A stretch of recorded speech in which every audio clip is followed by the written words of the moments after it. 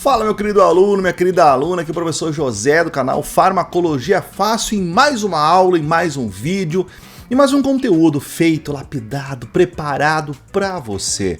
Eu espero que você já esteja inscrito no canal, já tenha ativado as notificações para não perder nenhum vídeo e espero que você goste de farmacologia, porque, na verdade, assim, farmacologia ela é uma matéria que muitos não gostam, fato, né?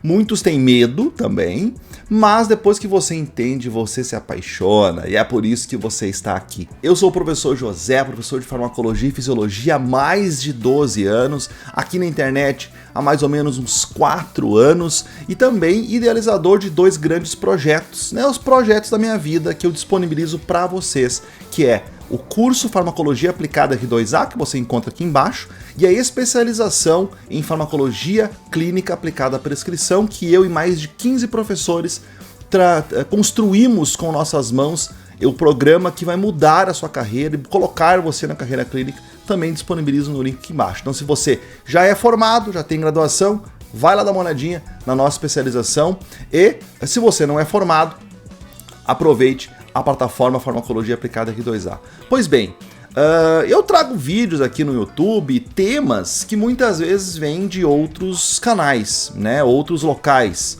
outras redes sociais, muitas vezes da própria sala de aula, né, eu continuo sempre na sala de aula, então os alunos vêm com dúvidas, vêm com questionamentos, e eu trago aqui para o vídeo, porque muitas vezes a dúvida dele também é a dúvida de vocês. Olha que legal. Então, na aula de hoje, nós vamos entender um pouquinho mais sobre o glicocorticoide, né? Quem é ele, da onde ele vem, qual é a sua estrutura, quais são os seus mecanismos de ação. Então, eu vou explicar brevemente para vocês essa diferença. Show? Essas características, beleza? Então, vamos lá.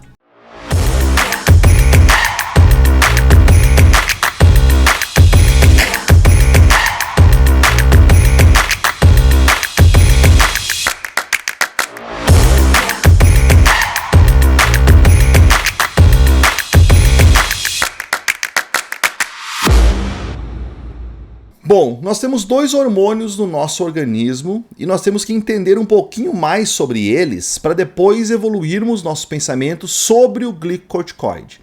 Esses 2 hormônios são cortisol e aldosterona. O cortisol, liberado em um ciclo diário, mais no período da manhã, depois ele cai no período da tarde, à noite quase não tem cortisol.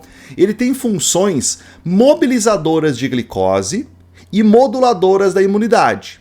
Esse é o papel do cortisol, do nosso hormônio corticoide, tá? Dentro do nosso corpo.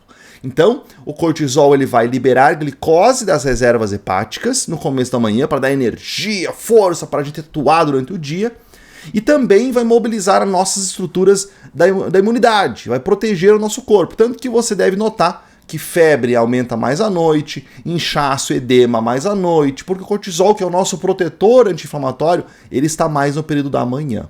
Beleza? É uma dica até para você. Se você pega uma criança, por exemplo, no atendimento que está com febre, já uma febre moderada alta de manhã, imagina à noite, sem o nosso protetor cortisol. Beleza? Então esse é o papel principal do cortisol. Ele tem outros efeitos, mas esses 2 papéis são os principais. A aldosterona, ela não tem um ciclo para ser liberado.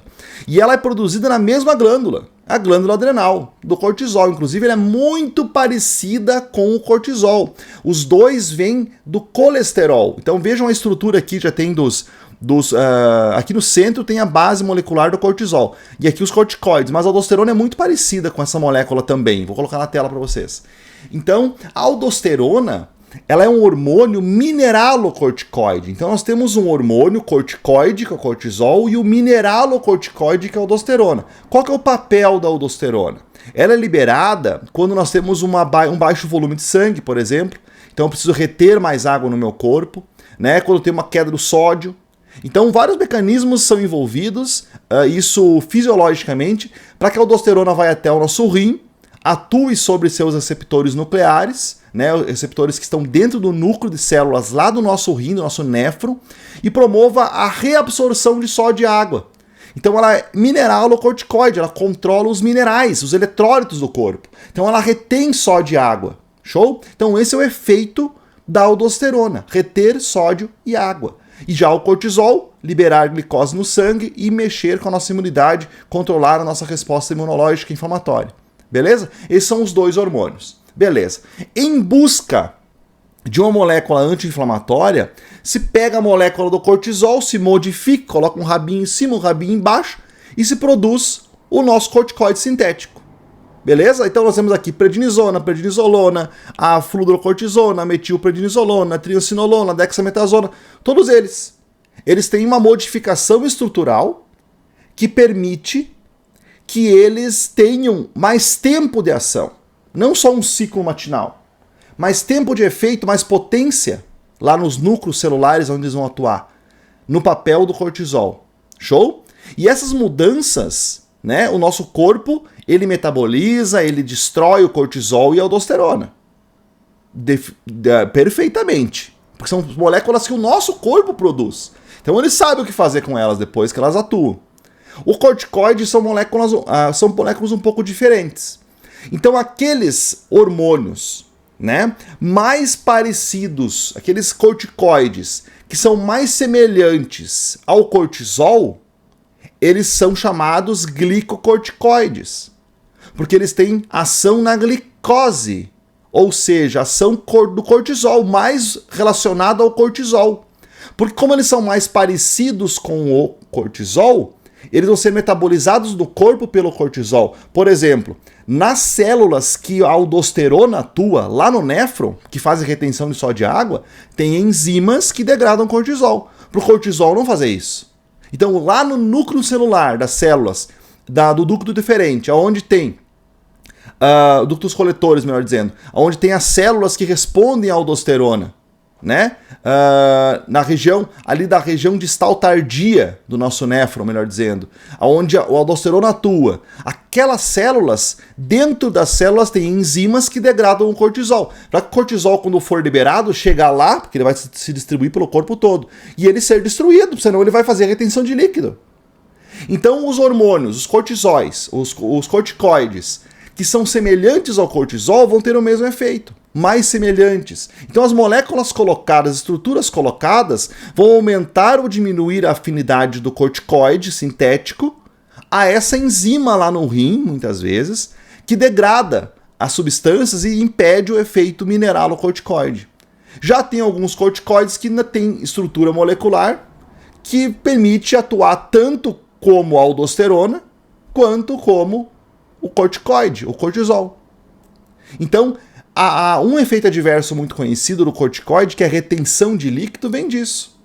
Vem da característica molecular, estrutural, né, do cortisol, dos corticoides, que permitem com que eles atuem naquelas células. Mesmo que tenha aquela enzima que degrada o cortisol, nas células lá da região distal tardia, onde a aldosterona atua.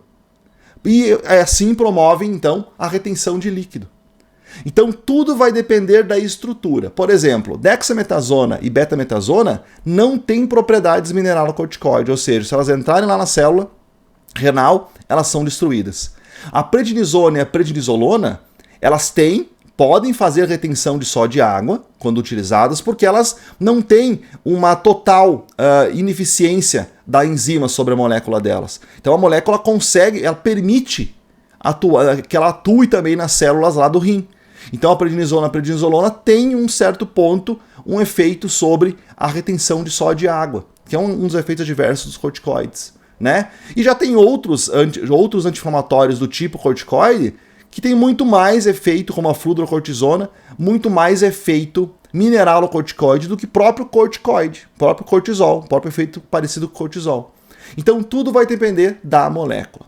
Pois bem, de maneira geral, os corticoides utilizados no dia a dia, eles são muito mais anti-inflamatórios, antialérgicos, né, imunossupressores, mas eles têm muitos efeitos adversos. Eu vou colocar aqui na tela para vocês quais são esses efeitos adversos que vêm do efeito central, né, do mecanismo de ação dos corticoides. Veja só, aqui nós vemos uma imagem que é a chamada síndrome de Cushing metabólica, que é um conjunto de resultados, de efeitos que o corticoide pode causar se utilizado a longo prazo. Então nós vimos no comecinho da aula que a molécula do corticoide, ela pode se comportar como glicocorticoide, né, mais parecido com cortisol, ou mineralocorticoide, mais parecido com aldosterona. Tudo vai depender da estrutura molecular. Mas a grande maioria, salvo algumas moléculas que são quase que 100% mineralocorticoide, ou seja, vão ser usadas para funções da aldosterona, a grande maioria são utilizadas como anti-inflamatórios, imunossupressores e antialérgicos. E tem como efeito adverso, algumas delas, reter só de água por causa desse efeito da aldosterona, tá? Então, essas moléculas utilizadas para essas funções, o que elas vão causar no corpo com o uso prolongado? Primeiro, como elas são parecidas com o cortisol, elas vão afetar o metabolismo, o controle do corpo sobre o cortisol. Então, eles afetam a autorregulação. Então, o cortisol, quando é liberado lá pela nossa glândula adrenal, ele volta nas estruturas anteriores. Então, vamos lá. O hipotálamo, ele vai liberar um sinal chamado CRH, um peptídeo, né? Que vai até a nossa glândula pituitária, então nossa adenohipófise, e estimular a liberação do ACTH, outra substância que vai até a adrenal e libera o cortisol. Então o sinal vem lá do hipotálamo. Então o hipotálamo manda um sinal para a pituitária, que manda um sinal para a adrenal. Quando o cortisol é liberado, ele volta na pituitária, ele volta no hipotálamo e diz assim, ó, gente, chega de mandar estímulo que eu já tô aqui, vai ser demais. Não precisa tanta glicose, não precisa tanta supressão da imunidade, eu tô aqui. Então esse feedback negativo controla a própria produção. Quando eu utilizo um cortisol, um corticoide, melhor dizendo, ele vai fazer isso. Só que eu não vou estar produzindo cortisol. Então eu vou afetar a autorregulação, o controle homeostático do cortisol no meu corpo. E isso por muito tempo pode ser muito prejudicial, inclusive retirando a possibilidade de produção do cortisol mais adiante. Além disso, né, utilizar um corticoide faz com que haja uma supressão da resposta imunológica. Então a pessoa fica mais suscetível a uma infecção, né, uma redução dos eicosanoides e substâncias de proteção do nosso corpo. Terceiro ponto, gera alterações metabólicas. Desde o começo da aula estamos falando que o cortisol tem o papel de liberação de glicose no sangue. Então, é claro que o corticoide vai fazer isso. Então, imagina um paciente diabético, por exemplo, ou um paciente com dislipidemia, né? Então, alterações metabólicas como hiperglicemia vai ser gerada por causa dessas alterações, degradação de proteínas, redistribuição de gordura, a face em lua, o paciente pode apresentar por causa dessa redistribuição, gordura abdominal, estrias, como mostra a imagem aqui demonstrada para vocês. 4. Falha na cicatrização e hematomas. E 5. Risco de osteoporose. Todos esses efeitos é porque o corticoide ele é um hormônio, né? Ele vai entrar no núcleo celular, dentro do núcleo celular, ele vai entrar na célula, vai ser carregado do citoplasma da célula para dentro do núcleo, e lá ele vai atuar ativando alguns genes e bloqueando outros. É a transativação e a transrepressão. E esses efeitos vão mobilizar todos esses resultados, para além do efeito anti-inflamatório, do efeito antialérgico e assim por diante. Então o uso do corticoide, ele tem que ser feito com um rigor muito extremo, porque não é brincadeira. Ele mexe com todo o nosso organismo. E esses efeitos eles são muito mais pronunciados no paciente quando ele utiliza por longos períodos ou em doses altas. Então, todo tratamento sustentado de corticoide ou frequente, ele traz esse risco para a pessoa que utiliza para o paciente. Show, pessoal? Então falamos um pouco de corticoide, falamos da origem, do papel, da diferença das moléculas, para você entender. E aqui falamos um pouco mais sobre os efeitos adversos. Mas tem tanta coisa, pessoal, casos clínicos, tudo que dá para explicar sobre corticoide, né? Então se você quer aprender de maneira mais aprofundada cada um desses pontos, clique no link aqui embaixo. Se você não é formado, na plataforma Farmacologia Aplicada V2A, o curso completo de farmacologia, certificado pelo MEC, de curso de extensão universitária. E se você já tem graduação, aproveita e se especialize na área da farmacologia clínica e prescrição, aplicada à prescrição. Aqui embaixo você acha o link, vai lá, chama o suporte, chama a equipe, que eles te ajudam a tirar mais dúvidas sobre ela. Beleza? Então até o próximo vídeo e se inscreva, ative as notificações e não perca nenhuma aula aqui do nosso perfil. Beijão, tchau, tchau!